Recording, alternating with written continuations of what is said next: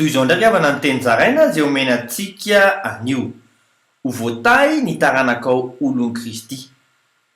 Tsy maintsy ho tanteraka fa ny taranak'ireo izay matahotra an'Andriamanitra araka ny voasoratra ao amin'ny Deutéronomie 3:15 amin'ny anaran'i Jesosy hoe mba atahoranao an Jehovahandriamanitra ao, hitandremanao ny lalàna rehetra sy ny didiny izay andidiko anao, dia ianao sy ny zanakao ary ny zafinao amin'ny andro rehetra iainanao, mba ho maro andro ianao dia hita soa sady voata manokana.